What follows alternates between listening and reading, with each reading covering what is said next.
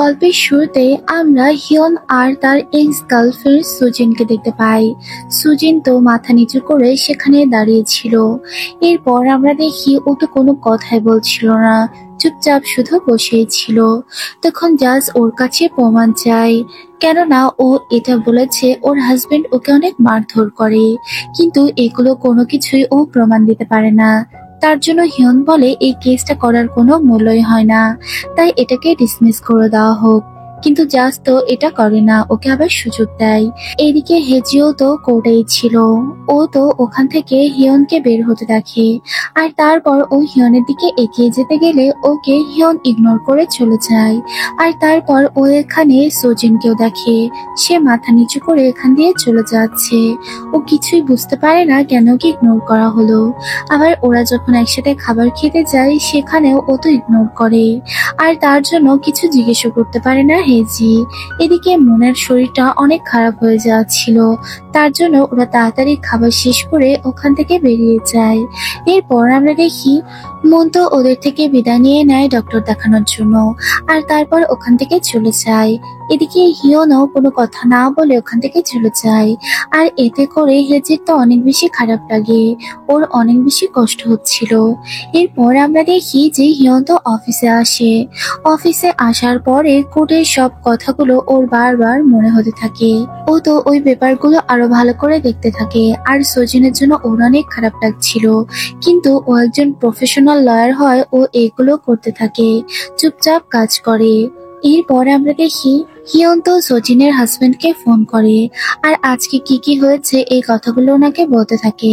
লোকটা অনেক খুশি হয়, কারণ সজিন কোনো কিছুই কোর্টে প্রমাণ করতে পারেনি, আর ওকে তো থ্যাঙ্কস জানায়, আর বলে তুমি এভাবেই কাজ করতে থাকো, তাহলে দেখো ও কেসটা উইথড্র করে নিবে।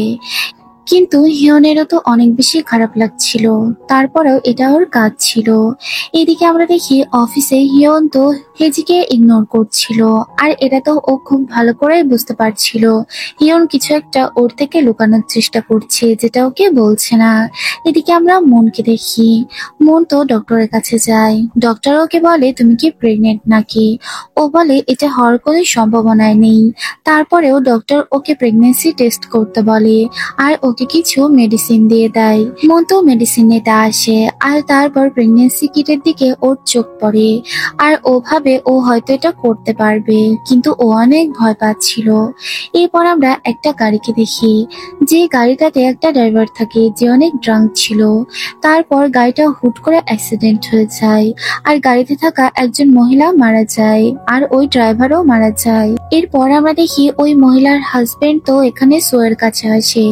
উনি বলে যে উনি কেস করতে চায় ওই ড্রাইভারের বিরুদ্ধে। তখন সু বলে সে তো মারা গিয়েছে, এখন আর কিছু করা যাবে না। লোকটা বলে আমি ওর পরিবারের কাছে একটা কেস পাঠাতে চাই। তখন সু বলে এটা করা যেতে পারে, কিন্তু তার পরিবারে কে কে আছে। তখন লোকটা বলে তার দুটো বাচ্চা আছে আর তার ওয়াইফ আছে, আমি এর ক্ষতিপূরণ চাই। তখন সু বলে এরকম করা যেতে পারে, কিন্তু ওই বাচ্চার বিরুদ্ধে কিছু করা যাবে না, তার ওয়াইফের কাছে একটা কেস পাঠানো যেতে পারে। আর ওরা এরকমটা করারই পরিকল্পনা করতে থাকে। লোকটা বলে যেভাবেই হোক আমি এর উসুল নিব। আর তারপর ওরা তো একটা লিগ্যাল নোটিশ পাঠিয়ে দেয়। এরপর আমরা মনকে দেখতে পাই, মন তো মেডিসিন নিয়ে নেয়, কিন্তু ও তো অনেক ভয় পাচ্ছিল। ও প্রেগনেন্সি কিটটার দিকে বারবার দেখতে থাকে, কিন্তু ওর সাহস হচ্ছিল না ও এটা টেস্ট করবে, আর তার জন্য ও ওর পাশের ডয়ারেই এটা রেখে দেয়, আর কখন করবে এই নিয়ে কোনো পরিকল্পনাই করে না। ওরা যখন সবাই খাবার খেতে যায় তখনও মন কোনো খাবার খেতে পারে না, ওর কিছু যেন ভালো লাগছিল না, ও শুধু সবাইকে খেতেই দেখছিল। তারপর দেখা যায় এখানেও হিয়ন ওকে ইগনোর করে, কিন্তু এবার তো ও চুপ থাকে না। হেজি কিছু একটা বলতে যাবে, আর তখনই দেখা যায় ওখানে ওদের লিগ্যাল অ্যাডভাইসার চলে আসে। হিয়নমিন চলে আসাতে সে জিজ্ঞেস করতে পারে না। হিয়নমিন ওদেরকে একসাথে খাবার খেতে বলে, আর বলে তোমরা এনজয় করো, এটা বলে সে রুমের মধ্যে চলে যায়। কিন্তু যাওয়ার সময়ও উনি বারবার ওদেরকে দেখছিল। এরপর আমরা একটা লোককে দেখি, যে অনেক পাওয়ারফুল একজন লোক ছিল, কিন্তু তার ছেলে এখন জেলে ছিল, তার এখন একজন লয়ারের দরকার, আর তাই সে এখানে জ্যাংকে চুজ করেছে। সে জ্যাংকে মোটা টাকার অঙ্ক অফার করে, আর বলে তুমি আমার ছেলের সাথে শুধু দেখা করতে যাবে আর ওর সাথে একটু কথা বলে এসো, ও কি করতে চায় এগুলো তুমি একটু জেনে এসো। ও তো এতে রাজি হয়ে যায়। এরপর আমরা হিয়নকে দেখতে পাই। হিয়নের কাছে মন আসে আর বলে তুমি আমার সাথে একটা কেস এক্সচেঞ্জ করতে চেয়েছিলে। তখন ও বলে এটা আমি করছি, তাই তোমার সাথে এক্সচেঞ্জ করিনি। ও আসলে ওই ডিভোর্সের কেসের কথা বলছিল। এরপর আমরা দেখি সুজিনের হাজবেন্ড ওর অফিসে চলে আসে। হিয়ন তখন ওনাকে জিজ্ঞেস করতে থাকে তুমি কি সত্যি তোমার ওয়াইফকে মারতে নাকি? ও তো বলে আমি এমন কিছুই করিনি, আমাকে দেখে কি এরকম মনে হচ্ছে নাকি? তুমি কি আমাকে বিশ্বাস করো না নাকি? তখন হিয়ন বলে আমি কাউকেই বিশ্বাস করি না, আমি লাইফে অনেকবার প্রতারিত হয়েছি, তার জন্য কাউকে বিশ্বাস করার কোনো প্রশ্নই আসে না। লোকটা বলে ও মিথ্যে কথা বলছে আর আমার সম্পত্তি নেওয়ার জন্যই ও এমনটা করছে। আমি ওকে কোনো টাকা পয়সা আর সম্পত্তি দিতে পারবো না, আর তার জন্য আমি তোমার কাছে এসেছি, যা করার তোমাকেই করতে হবে। এতে করে তুমি বিশ্বাস করো বা না করো তাতে আমার কিছু আসে যায় না। এরপর আমরা দেখি সু তো কোর্টে আসে, কিন্তু আজকে ওর সাথে ওই লোকটা আসেনি। আবার কোর্টের মধ্যে গিয়েও ও দেখতে পায় ওই মহিলাটাও এখানে আসেনি। আর তার জন্য ও বলতে থাকে ওই মহিলাটা সত্যি অপরাধী, তার জন্যই সে এখানে আসেনি। তার হয়তো অনেক সম্পত্তি আছে যেটা সে দিতে চায় না। এরপর আমরা হেজিকে দেখতে পাই। হেজির কাছে ফোন আসে আর এটা ওর বাবা করে। ওর বাবা আসলে ওর অফিসের নিচে দাঁড়িয়েছিল। তারপর ও তো অনেক খুশি হয়ে বাবার কাছে চলে যায়। তারপর আমরা দেখতে পাই ওর বাবা তো ওকে এখানে নিতে এসেছে। আর ওর বাবা বলে তুমি মাঝে মাঝে কেন বাসায় আসো না? এগুলো বলতে বলতে ও তো ওখানে সুজেনকে খেয়াল করে, যাকে সে কাল কোর্টেও দেখেছিল। বাবা থাকায় ও কোনো কথা বলতে পারে না, তার জন্য ওরা ওখান থেকে চলে যায়। এরপর আমরা দেখি ওর বাবা তো ওকে বলে আমি তোমার আজ আমার সাথে নিয়ে যেতে চাই, কিন্তু ও তো যেতে চায় না। এখান থেকে আমরা বুঝতে পারি আসলে ওর বাবা মা মারা গিয়েছে আর এই লোকটা ওকে দত্তক নিয়েছে, কিন্তু ও তো এখন ওর এই বাবা মার সাথে থাকে না। ওর বাবা ওকে অনেক রিকোয়েস্ট করলেও ও যেতে চায় না, বলে কোনো একদিন যাওয়া যাবে। এরপর দেখা যায় ওর বাবা তো ওর বাসার কাছে নিয়ে যায় আর ওকে ওখানে নামিয়ে দেয়, কিন্তু ওর মনটা অনেক বেশি উদাসীন ছিল। আর ওর বাবাও তো সবকিছু বুঝতে পারছিল। আর তারপর ও তো ওর বাবাকে গুড বাই বলে দেয় আর বলে আবার দেখা হবে, আর বাবাকে আবারও আসতে বলে। এটা বলে ও তো ওখান থেকে চলে যায়। এরপর আমরা দেখি পরদিন তো হিয়ন আবার কোর্টে যায়। সেখানে যাওয়ার পর ও দেখতে পায় যে সোজেন আগে থেকে এসে বসে আছে। আর তারপর ও গিয়ে পাশের চেয়ারটাতে বসে পড়ে, ওর কাছে বসে না, ইভেন ওর সাথে কোনো কথাও বলে না। সুজিন বারবার ওর দিকে তাকাতে থাকে, কিন্তু হিয়ন একবারও ওর দিকে ফিরেও তাকায় না। তারপর আমরা দেখি ওদের সময় চলে আসে আর ভেতরে ওদেরকে ডাকা হলে ওরা ভেতরে চলে যায়। আর তখনই সেখানে তো হেজি চলে আসে। হেজি বোর্ডে ওখানে ওদের নাম দেখতে পায়। মনিটরে ও সজিনের নামটা দেখে। সজিনের নাম দেখে ও বুঝতে পারে এই মেয়েটা আসলেই হিয়নের গার্লফ্রেন্ড ছিল। এ ওর এক্স গার্লফ্রেন্ড, যার সম্পর্কে ও জানতো। এরপর আমরা দেখি কোর্টে গিয়ে ও আজকেও কোনো প্রমাণ আনতে পারেনি যে ওর হাজবেন্ড ওকে মারধর করতো, বা তার বিরুদ্ধে কোনো প্রমাণে ও জোগাড় করতে পারেনি। কিন্তু জাজ অনেক ভালো ছিলেন, তার জন্য ওকে আবারও সময় দেওয়া হয়। কিন্তু এবার হিয়ন ওকে বাধা দেয়, বলে এভাবে সময় নষ্ট করার তো কোনো প্রয়োজন নেই, সে কোনো প্রমাণই আনতে পারেনি। কিন্তু জাজ ওর কথা শোনে না আর ওকে আবারও সময় দেওয়া হয়। আর এরপরেই নেক্সট ফাইনাল রেজাল্ট জানানো হবে। এরপর আমরা দেখি হেজি তো মনের সাথে খাবার খেতে যায়। ওখানে খাবার খেতে গিয়ে ও তো ফলো করে যে মন কোনো একটা জিনিস নিয়ে অনেক টেনশন করছে। তারপর ও মনকে জিজ্ঞেস করে তোমার কি কিছু হয়েছে কিনা। ও বলে ওর কিছুই হয়নি, ও খুব ভালো আছে। এরপরে হেজি তো অফিসে আসে আর সোজিয়নের নাম দিয়ে সার্চ করে আর ওর কেসটা দেখতে থাকে, যেখানে ও দেখতে পায় এটার কোনো ফাইনাল রেজাল্টে এখনো আসেনি আর আবারও টাইম দেওয়া হয়েছে। এরপর আমরা হিয়নকে দেখতে পাই। হিয়ন তো অফিসে আসে আর তখন হেজিও অফিসে আসছিল। আজকে ও মনে মনে প্ল্যান করেই রাখে আজকে ও জিজ্ঞেস করবেই। ওরা একসাথে লিফটে উঠে আর তখনই হেজি ওকে জিজ্ঞেস করে তুমি কেন আমাকে ইগনোর করছো। ইভেন কাল কোর্টেও তুমি আমায় দেখেছিলে, কিন্তু কোনো কথা বলনি। ও তো বলে আমি তোমায় দেখতে পাইনি। আর তারপর ও জিজ্ঞেস করে তুমি মিথ্যে বলছো। তুমি তোমার এক্স গার্লফ্রেন্ডের কেসটা কেন নিয়েছো? তুমি এর মাঝে কেন আসলে?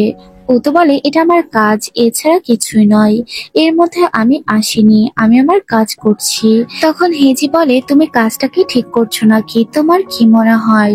তখন ও বলে এটা আমার কাজ। আর তারপর যাওয়ার সময় ও জিজ্ঞেস করে অফিসের এই কথাটা আর কেউ জানে কিনা। তখন ও বলে এই কথাটা কেউই জানে না, শুধু আমিই জানি। তখন হিয়নকে বলে এই কথাটা যেন ও কাউকে অফিসে না বলে।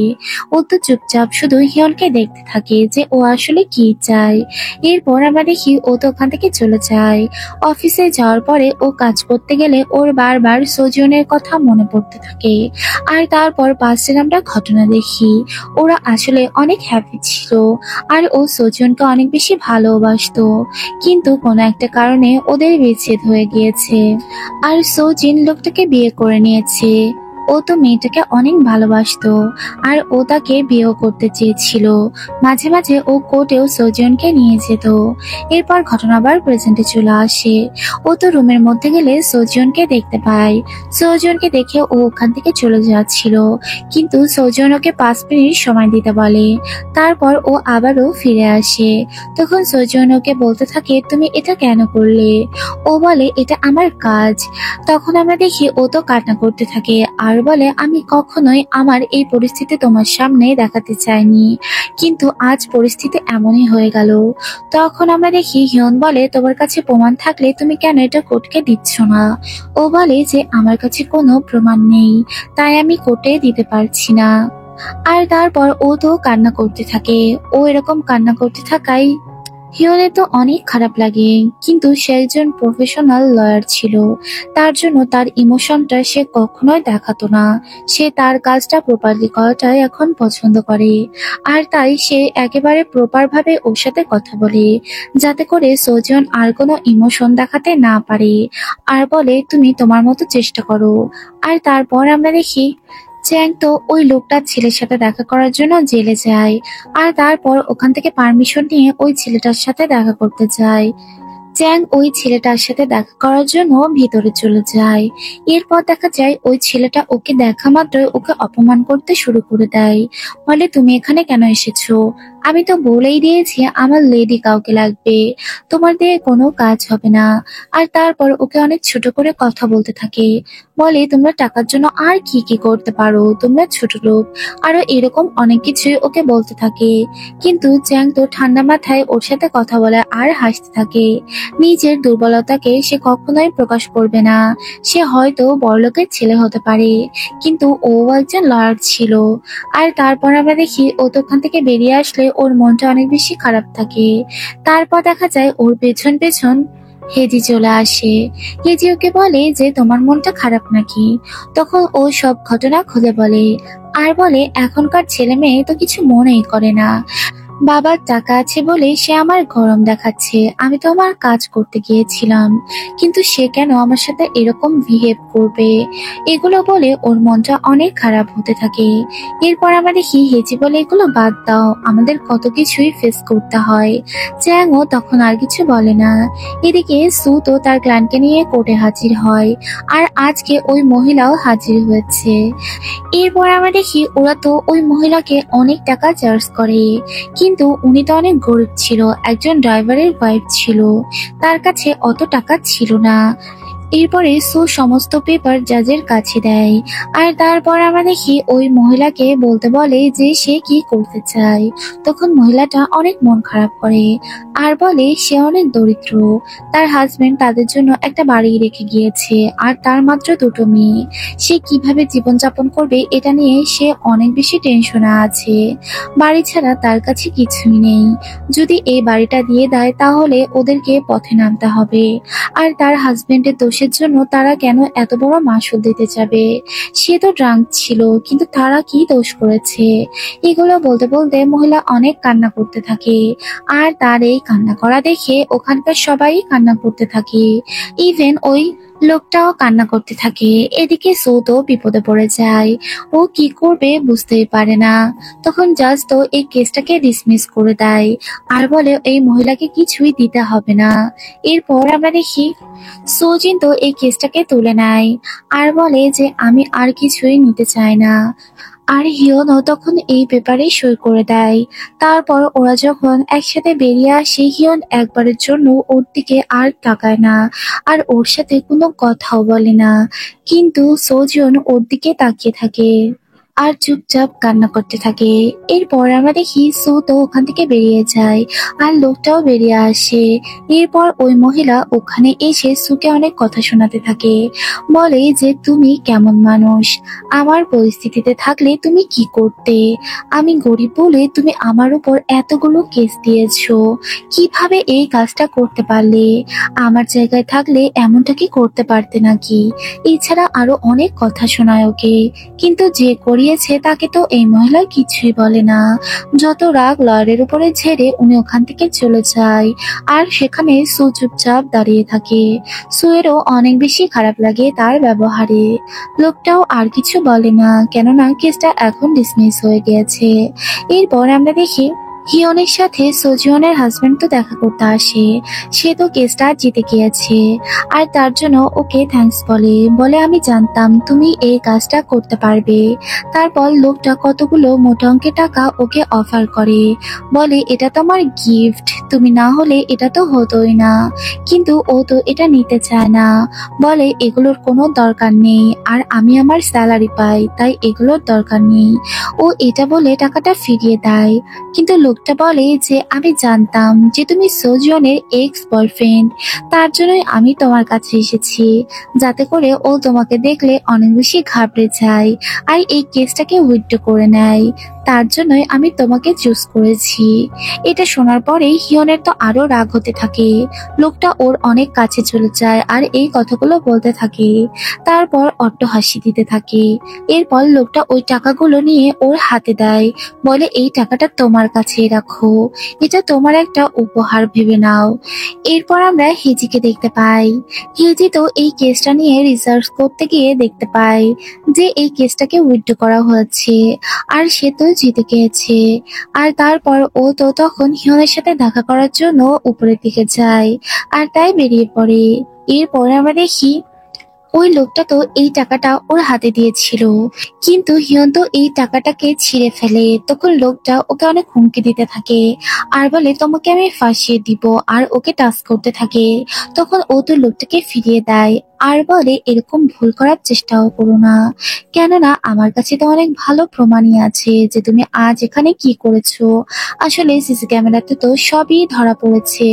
তারপর আমরা দেখি ও তো বলে এখান থেকে চলে যাও, না হলে তুমি বিপদে পড়ে যাবে।